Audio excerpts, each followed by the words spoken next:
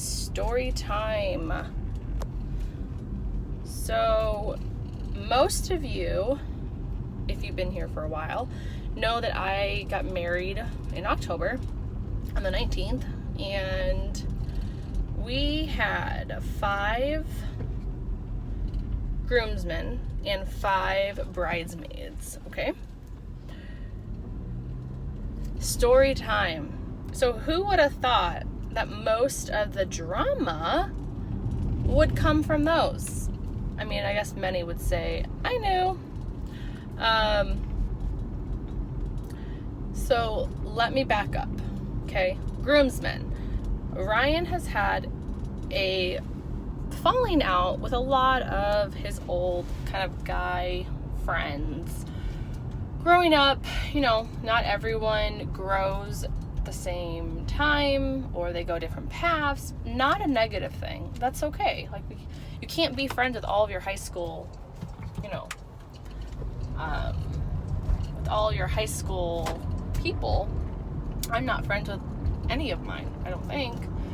I mean, acquaintance, sure, but not like friends. You grow differently. So a few years ago, he had a friend, and they were pretty good friends for a while, okay? They've been long-term friends. And they had a falling out. I'm just going to leave it at that. They had a falling out a few years back, and the conversation pretty much ended, okay? So they didn't talk for a few years. And then about right when we got engaged, they started to kind of pick up a little bit of communication here and there. Well, Ryan, of course, being the sweethearted soul that he is, wanted this gentleman in his wedding party. And we talked about it, and we weighed the pros and cons. Having someone who hasn't been in your life be a part of your wedding party is a huge decision, and you don't know that person, right? So you know them, but you don't know them, and they're going to be around a lot of people that you love and you care about. It's a huge responsibility. Like, it's not just, hey, come to my birthday party. This is, I'm going to need you to participate. I'm going to need you to have certain days off. There's going to be getaways. You're going to have, there's some expense to it.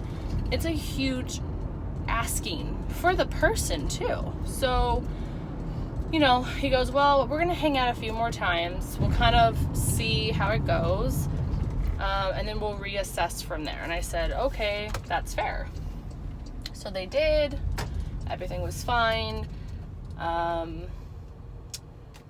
So we did. So we invited him to be a groomsman. And of course he accepted, because that's what you do. And that was it. So there was really nothing for them to do for quite a while, right? So we sent out invites. We got engaged in, we got pregnant in November of 17.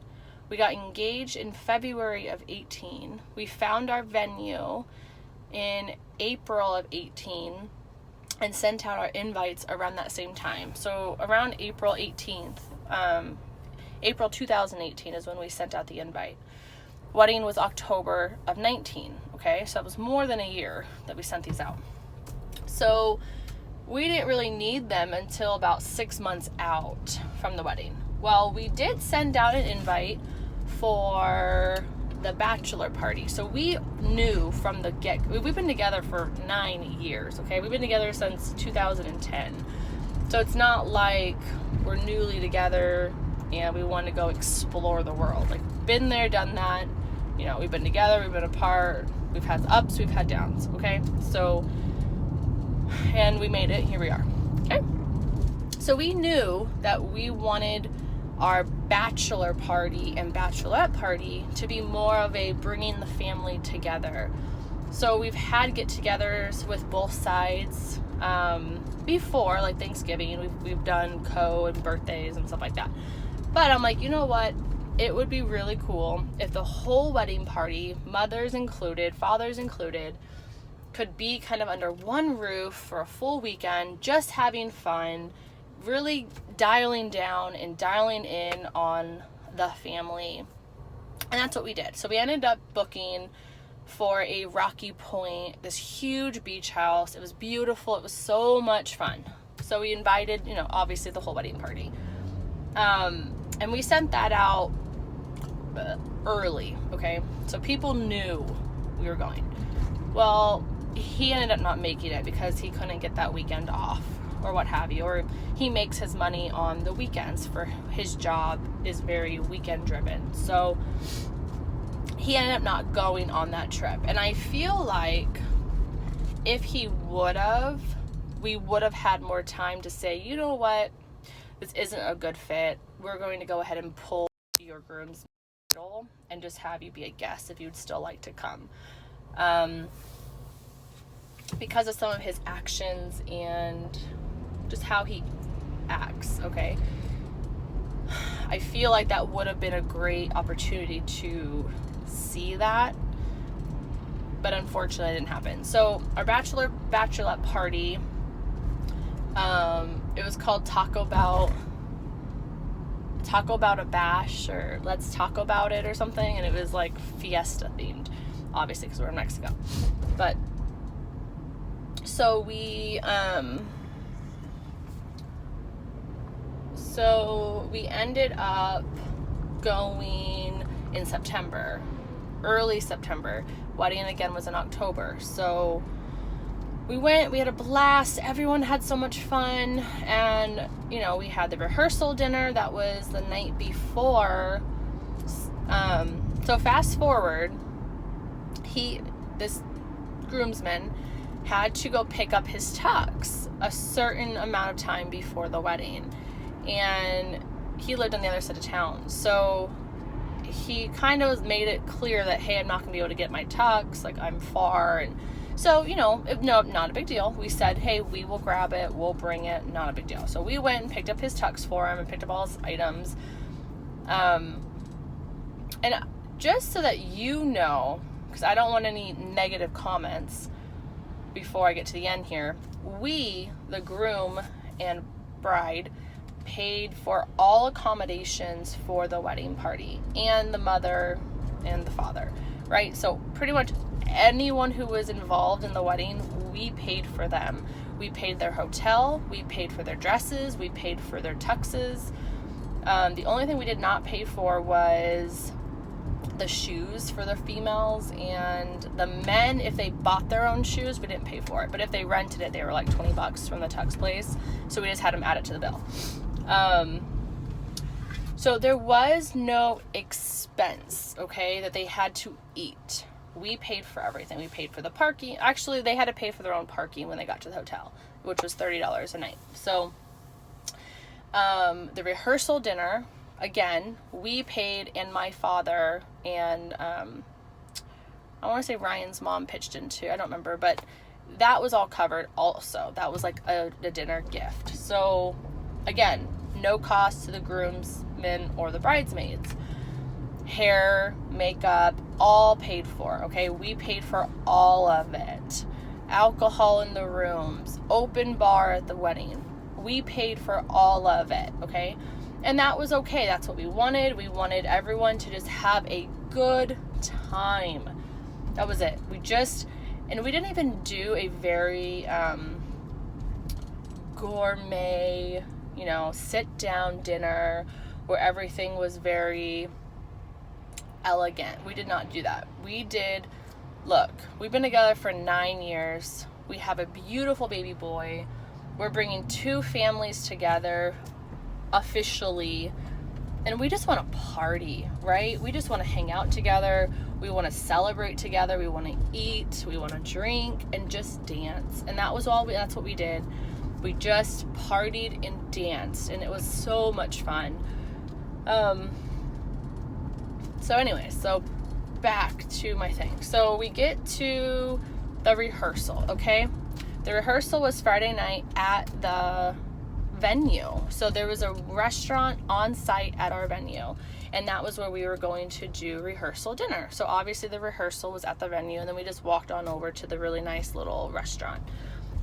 Make it easy because we were all then going from there to the hotel. So we paid for 2 nights for all the wedding guests, so that it was kind of more of an insurance for me, so I knew everyone was there, and they weren't, getting stuck in traffic or coming in late or missing the party bus. Like, it was more of an insurance. Like, look, I want all of you guys here, ready to go, no excuses. I want to be able to come knock on your door and know you're here.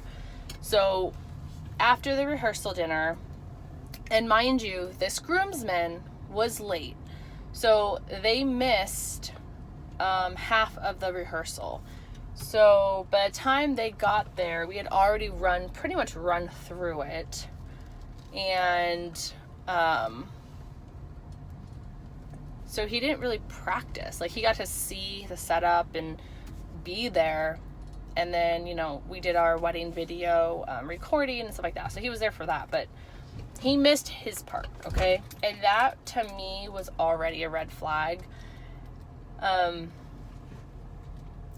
Yeah. And then we get to dinner, and he doesn't eat dinner.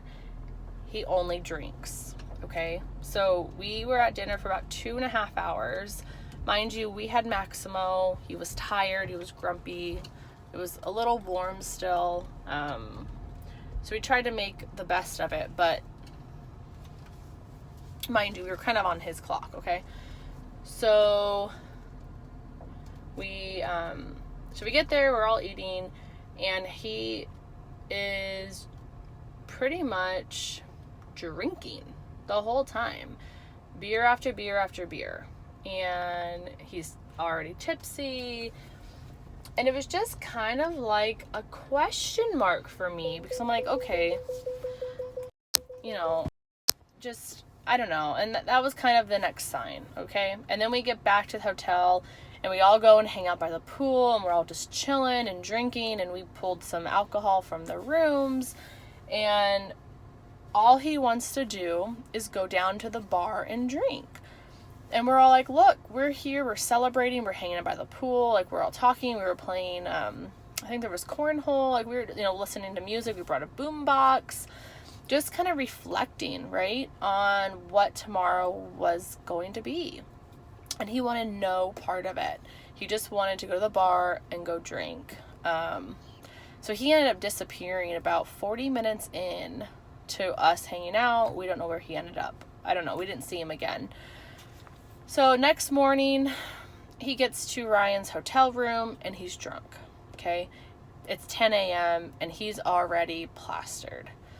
So Ryan kind of has a talk with him, like, look, we're going to celebrate, we're going to drink, we bought alcohol for the room, but, let's pace ourselves. And the night previous, really quick, he had mentioned, hey, my girlfriend's going to meet me here at the hotel room, and then we're going to head over. And I said, no, we're all going on the party bus. If she wants to go on the party bus and get here on time, that's fine. But you need to be on the party bus. And the party bus was leaving at, I want to say 11:30. Maybe we pushed it to like 1, because we ended up being able to get ready at the hotel.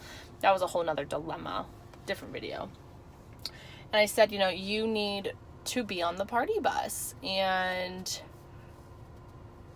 that's it. Like, she can ride the party bus back with us. She can, again, we paid for a party bus for the wedding party, to and from. Everyone had transportation. No one had to worry about it. No Ubers involved. We took care of it, right? Because that's what you do. You take care of your guests. And especially the ones who are going to be a part of your wedding and your special day. So, and I told Ryan, I go, Ryan, if he is not on that party bus tomorrow, we're going to have a problem. And he goes, don't worry, we'll figure it out. We'll make sure. Well, come Saturday, he wasn't on the party bus. So he decided to stay behind and wait for his girlfriend or whatever was happening. I don't know the whole story. I still don't know the whole story to this day. He stayed back. He was trashed. By the time they got all on the party bus, there was concern, okay? Everyone was concerned. And mind you, the only person who didn't have an actual role in the wedding was my younger brother, Brandon. So he was technically an usher. So he was to walk my mother down the aisle and help and assist in kind of getting everyone where they needed to be. You know, if the ring bearer needed assistance, like just being there, right? But he was still part of it, but he wasn't like a designated role. He was the usher and to walk my mom down the aisle. So I had him in the same colors as the groomsmen, okay? I wanted him to match. So thank God for that, because when we get to the wedding, still no Josh. Pictures were at 2 and still no Josh. So we said, okay, Brandon's going to step in. Like, that's it. He's going to be the groomsman. So we got Brandon the boutonniere that Josh is supposed to wear, and that was that. So we took our photos. Well, then Josh shows up about halfway through. And my brother, being a sweetheart, you know, takes off his boutonniere, gives it to Josh, thinking, okay, well, he's here, so he's going to be a part of the wedding. And he was completely, I don't know if he was, I don't know. He just wasn't there, and I'm just going to leave it at that. So I don't know what he was, but he wasn't mentally there, okay? Yeah. So we finish our photos, and I tell Brandon, look, I still, like, you're finishing photos. That's it. We didn't take any photos with the other groomsmen, and Ryan had to have a hard conversation with him and let him know, look, Brandon's going to fill in for you. You weren't here. You missed the photos. You know, why don't you just attend as a guest, go enjoy yourself, go have a drink, and just relax and hang out, be present. But we're not going to have you walk down the aisle. Like, Brandon's going to take over. And obviously he didn't like it. So he left and started sending nasty text messages, and it was just nasty. But luckily, again, we had a backup plan. Brandon stepped in. No one missed a beat. Brandon and this other one were identical in height. So it still worked with the flow of the groomsman to the bridesmaid. And we had a fabulous night. So that was kind of our wedding fiasco. And food for thought. Always have a backup plan.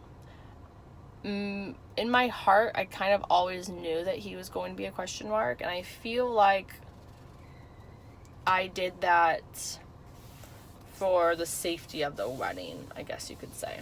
So that is it for today, and the next video will be